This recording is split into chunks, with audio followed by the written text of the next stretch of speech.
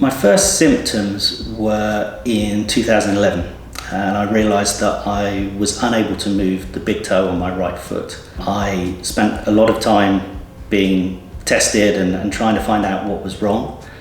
I received my diagnosis of MND in January 2017, but I'm very fortunate that my condition is progressing unusually slowly. So whilst I know it's going to get worse, I can still do things, and it just makes me more determined to do whatever I can. I decided I wanted to wing walk because I wanted to do something exciting.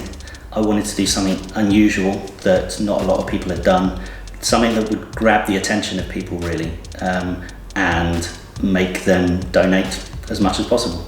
On the day of the wing walk, I felt strangely calm, right up until we pulled into the car park of the airfield, and all of a sudden it felt very real, and I have to admit I had a few nerves then.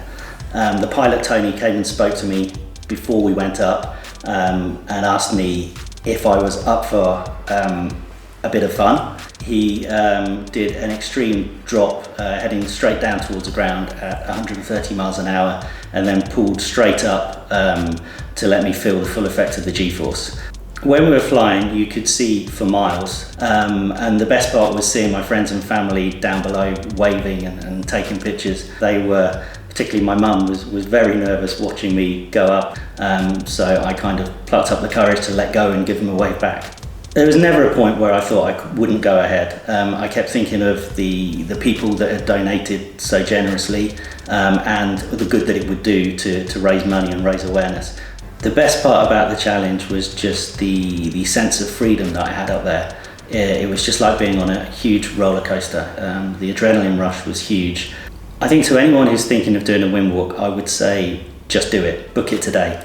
It is the biggest thrill you can have, and you won't regret it. In the end, I raised nearly £5,000.